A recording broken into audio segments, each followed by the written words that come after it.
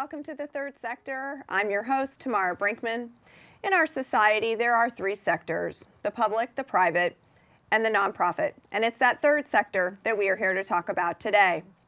Joining me on today's episode, my guests will be Damon Knoche, Executive Director for Achieva Resources, and Jim McCormick, Executive Director for the Independent Living Center of Eastern Indiana. But joining me first is Damon Knoche from Achieva Resources. Hi, how are you today? I'm great, Damon. Thank you so much. How are you? Thanks for joining us. Well, thanks for having us. So glad that you were able to take some time to come on our little show here today and highlight your nonprofit and all of the work that your organization does. Why don't you just get us started with some history and how long you've been around? Sure. Well, the organization, as many folks in the community may remember, started back in the mid-1950s with a wonderful lady by the name of Virgie Gabbard. Virgie took a lot of initiative in the city of Richmond, and the backstory is, in public education in the state of Indiana, public schools were not required to provide special education for individuals with developmental disabilities up until 1970. So Virgie had a son who had a disability and saw the need in the community for other families to have their children educated at an early age.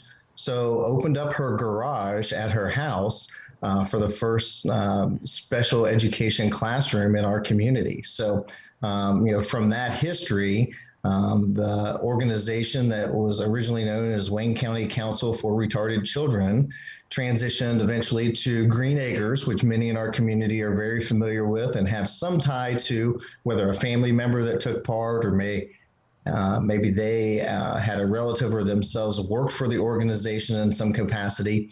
Green Acres then took on not only the special education portion of things, but also branched into vocational rehabilitation, residential staffing, and really provided a lot of direct service professionals to our community of folks with developmental disabilities. So that remained intact. And our facility that we're in today on Mendelssohn Drive was built in the 1970s, stayed intact up until really the 2000s when we transitioned from Achieva, or transitioned from Green Acres to Achieva. And at that point in time, we became an area affiliate of the ARC of Indiana and really did some advocacy work for the organization or for the community. As part of our organization. The final transition as to what our organization is today happened about 2010, 2011, where the vocational rehabilitation, the residential staffing really was, that portion of our business was sold off to Benchmark Human Services, who still operates a sheltered workshop, still provides residential staffing and day services today, which enabled Achieva to take on a role that Judge Horn and some of the other folks in the community saw a great need for, and that was really adult guardianship programming for individuals who maybe didn't have any family left but had a disability and really couldn't make safe decisions for themselves.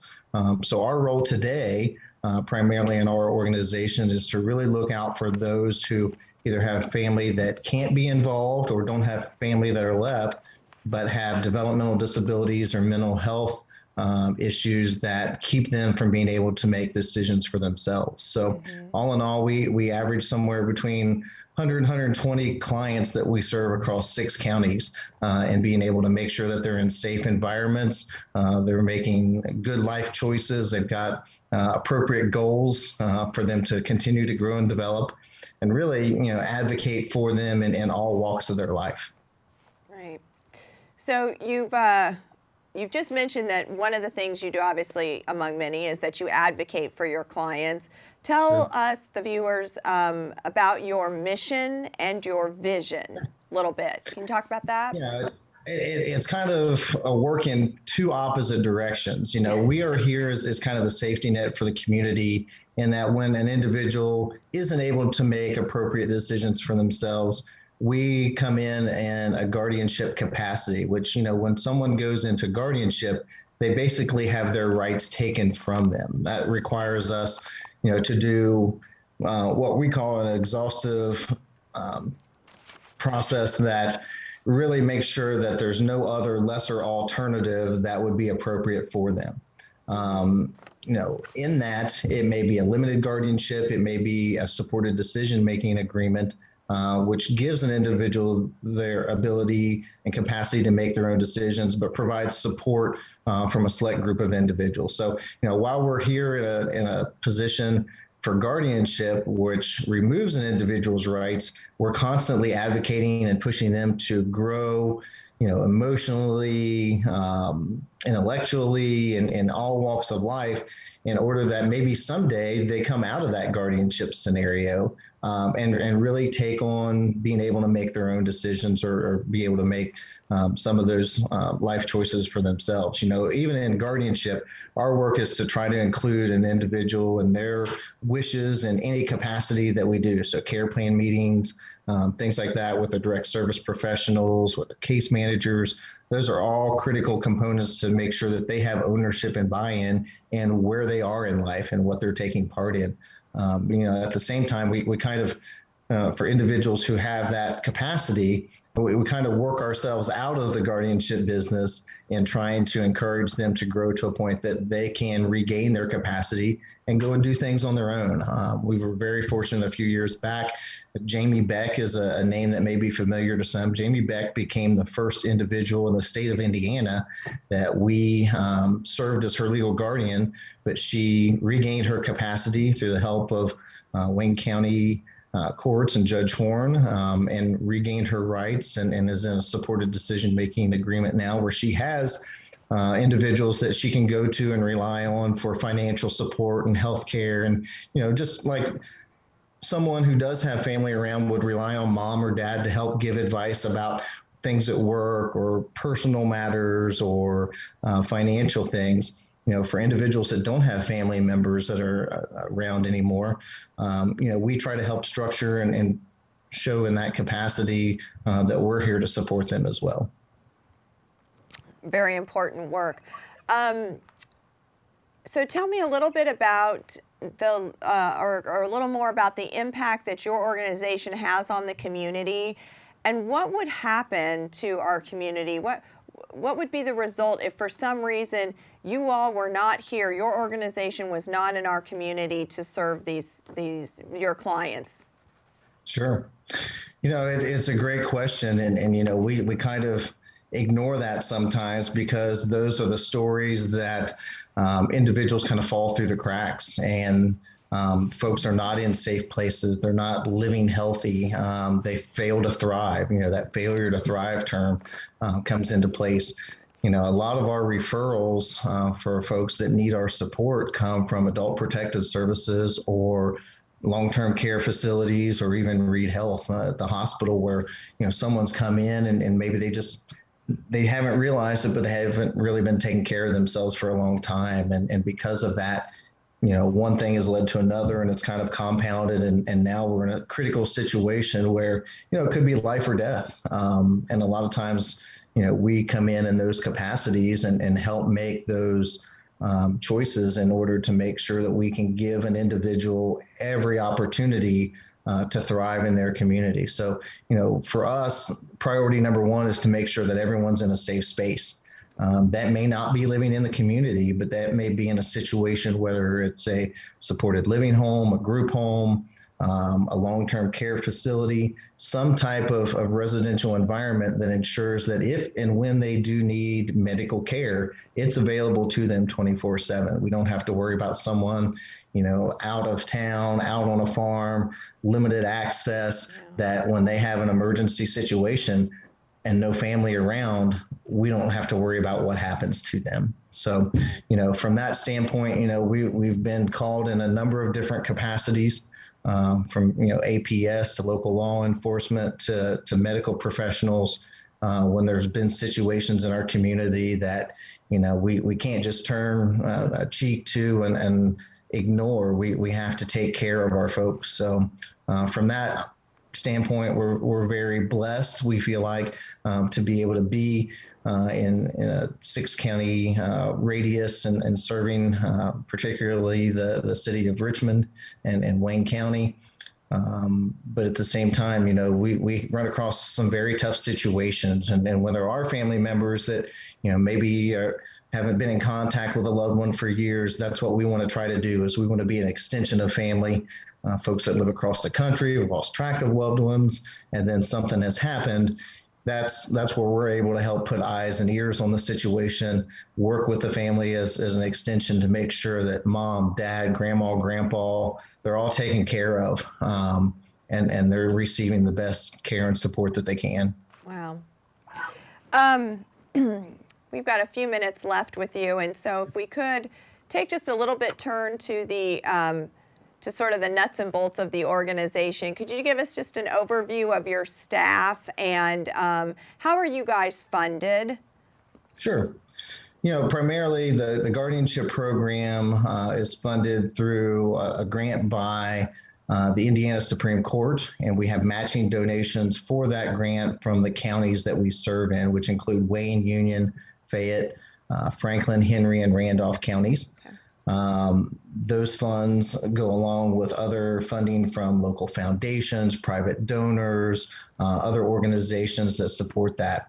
Our organization is really ran by 5 staff members, one individual who serves as our program director of our Excel program, which we serve individuals and families of children that are 2 months up to 5 years of age and do developmental assessment screenings for. Just to make sure that they're ready for kindergarten, they're hitting very important developmental milestones, and we're getting them access to the services and supports they need in order to make sure that their child has every opportunity for success. Mm-hmm. In addition to that, our other 4 staff members, including myself, are really centered in on the guardianship, from serving as representative payee, sitting in care plan meetings. The 4 of us are on call 24/7 should we, God forbid, need to provide consent for healthcare treatment in an emergency situation, things like that. So, we're really at an exciting time in that we can serve individuals in our community with disabilities and mental health issues throughout their lifespan. Mm-hmm. And because we are a small group of staff members, we rely heavily on volunteers from the community that can really help form friendships and bonds for individuals that don't have family members, don't really have a large circle of folks that, volunteers can get them engaged in everything the community offers, from going to see a movie, going out to dinner, going to a local park, taking part in all the, arts and humanity type things that are going on in and around town. This really gives them a sense of what our day-to-day lives are, that we have the opportunity to take part in everything that our community has to offer. That's wonderful. While we've been talking, Damon, you couldn't see it, but the viewers will be able to see when they watch the episode. We've been putting up your information, the website, and so forth, phone number for your organization. If people wanted to volunteer or want to know more about Achieva resources, can they just reach out to the website or the phone number? Yeah, absolutely. Shoot us a message, give us a call. We're always looking for individuals. And really for us, the volunteer requirement is very basic. We just want you got a volunteer to spend an hour a week with someone that we're serving as guardians for, just to, engage them, give them something to look forward to, especially coming off a pandemic where sometimes in their residential settings, visitors weren't allowed. Yeah. We've got a large group of folks that are ready to get back out in the community, ready to connect with individuals. So we're always looking for volunteers. Well, that's great. Well, thank you, Damon Knoche, very much from Achieva Resources, President and CEO. I think I mixed that up when I introduced you at the front, and for joining us today and sharing with the community about what the great work that you guys are doing. When we come back, Jim McCormick from Independent Living Center will be joining me. Stay tuned.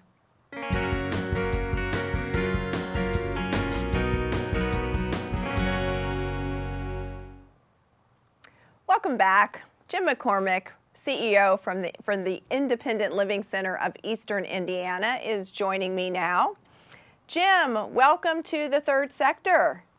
Thank you. Thank you very much. Happy to be here. Well, we're glad that you were able to take some time out of your day today to come and share with our viewing audience all the wonderful things about the Independent Living Center of Eastern Indiana.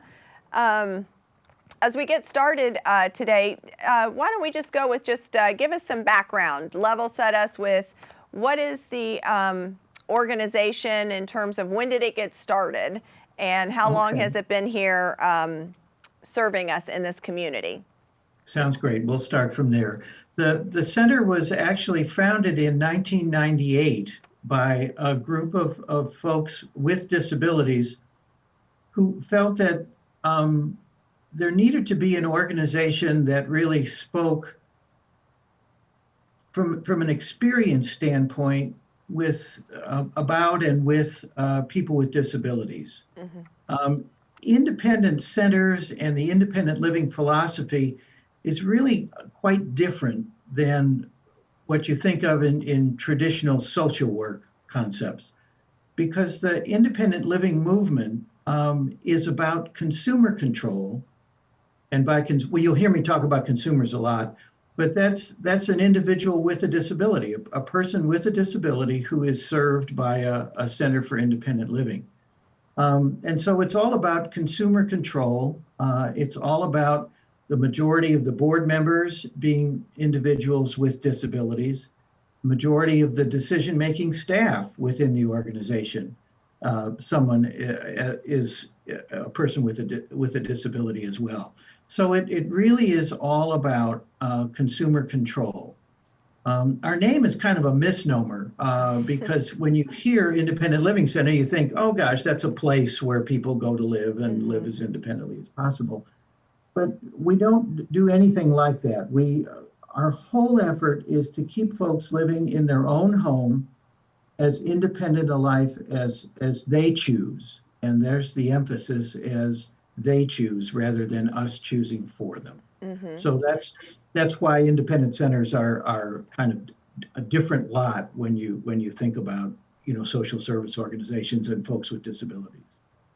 Yes, I mean, that's information I don't think a lot of us probably realized, and I can understand where that that misconception within the name of the organization could come into play. Yeah.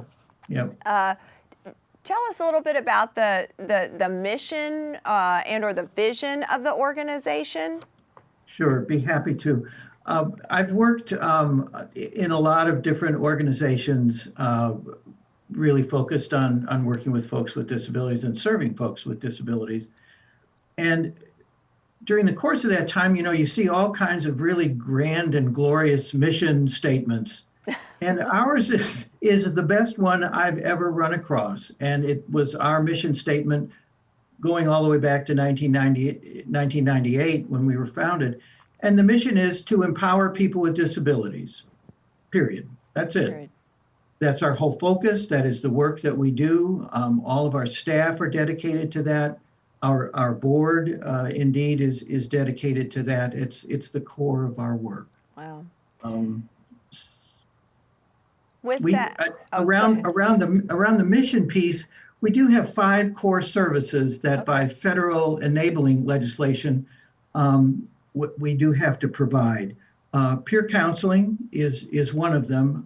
We really feel pretty strongly that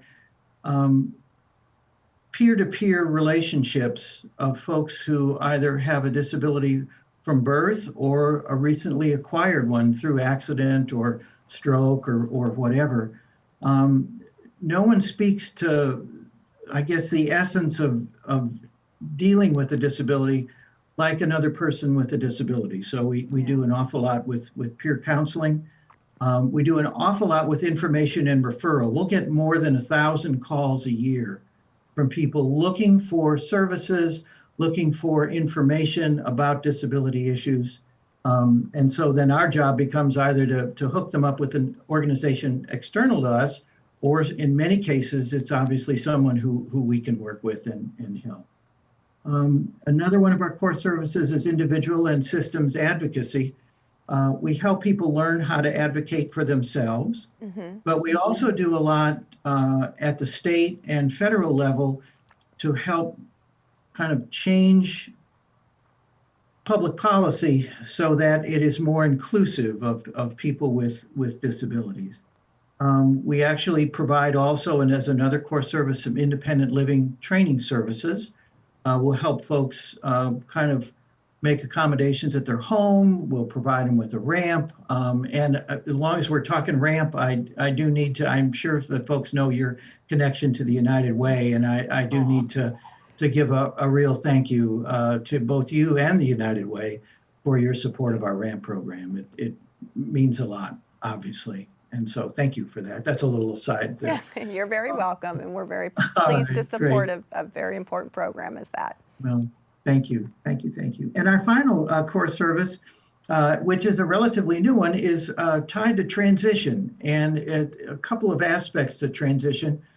Either we can help folks from going into an institutional setting, and by institutional, I mean nursing home or a rehab center, by providing supports naturally in the home. Mm-hmm. But we also, another part of the transition is helping young people transition from school to either work or training programs, young people with disabilities, to help them transition to a more fulfilling community living. Mm-hmm.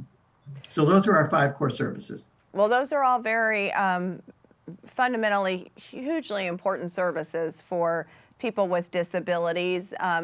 As you've mentioned all of those today, tell us what would happen if your organization ceased to exist in our community? Oh my, boy, that is an enormous question. It's an excellent question as well, too. Because what we try to do is create a support system that is managed by the person with a disability. And without our philosophy, without the independent living philosophy, I'm afraid that valuable self-advocacy that we help folks develop would go away. I think, so often, and I'll put my mental health, I had a career in mental health before coming to the center. For many years, I think mental health services were tied to, you'd go in, you'd see your therapist would give you a shopping list for the week. You would go out, you would try to do the shopping list, and then you would come back and report. But it was clearly kind of driven by the therapist. Mm-hmm. I think mental health underwent a really dramatic change over the last 15 years to move away from that model. And the independent living centers have always espoused that model. And by that model, I mean, it's consumer driven, it's consumer controlled, and it's what the consumer feels will be the most advantageous for their own independence. Right. And without our center, that kind of thinking would be harder to come by for folks. Right. And if I can give you a really good example, mm-hmm. We work collaboratively with Bosma Industries in Indianapolis. They're a really significant provider of services to folks who are dealing with low vision issues. Mm-hmm. And a number of years ago, we had a consumer who was going to sign up for Bosma's 6-week community living program. It takes an awful lot to make all those arrangements. Our staff person carried them all the way through, got everything set up because it involves living in Indianapolis and all of those things. We got all that set up. And literally 3 days before the consumer was going to begin the program at Bosma, she decided, I don't want to do this. I'm not ready for it. Mm. And so our reply was, okay, what's plan B? Because again, it was the consumer's choice. And I'm really fond of saying that no consumer has ever been kind of closed out or discharged from our program because of non-compliance. In independent living, there is no such thing as non-compliance. It is clearly a consumer-driven model. The really neat thing is the consumer came back about 3 months later and said, I'm in a different place, I'm in a better place, I'm ready to do the Bosma program now. And so our staff member, just without missing a beat, went through setting everything up, and indeed she went through the program this time. So that it's just a real different mindset for independent living. Right. Very, very different. It's like self-direction. I think that's a key phrase is the consumer is really kind of directing their own program, and we kind of help them get connected to programs that will support that self-direction. That's great. So you were just mentioning a staff person. share with us, tell us how is your organization structured in terms of your staff? How many do you have? Yeah, we're really fortunate. I've worked in obviously worked in a lot of places. That's my gray hair talking, but I've worked in a lot of places, and this is such a wonderful group of people with whom I feel fortunate enough to work. We have our service coordinators, and those are our staff members who work directly with folks with disabilities, Okay. Providing those core services to them. We have a finance chief, our administrative director, Dean Turner. Dean's been with us. In fact, Dean came in May of 08, and I came in June of 08, so we've both been around for a long time. We have a part-time bookkeeper, and then the rest of our staff are all devoted to direct consumer services, and that would be a staff of 8, both full and part-time folks. So there's just 11 of us, but we do some pretty remarkable work for 11 people. Yes.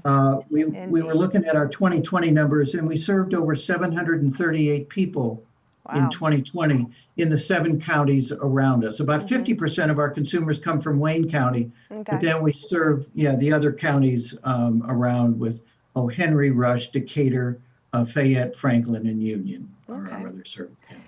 And then we have a superb arrangement for low vision services with a center in southeastern Indiana located down in Vevey, Indiana, and they serve an additional 7 counties, and we work collaboratively with them around low vision services alone. Got it. Lots of collaboration, which is wonderful. I'm sure that's what makes it go around in order to get all the work done that you guys are doing and support all those folks that that you're connecting with and helping throughout all those counties in our area. As we wrap up here in our last few seconds, we've been putting up, while you've been talking, Jim, your website and your phone number. So would those be the correct places if people want to volunteer and or find more information out about your organization? Yeah, particularly finding out more information about us would be great. We have a pretty good website, in fact, that we just did a major accessibility upgrade of about a year ago. So regardless of issues, folks should have a pretty easy time getting more information about us. That's wonderful. Thank you so much. As we wrap up this episode of The Third Sector, I'd like to thank my guests, Damon Knoche, President and CEO for Achieva Resources, and Jim McCormick, CEO for Independent Living Center, for joining me today on The Third Sector and sharing with the community and you all the great work that they do.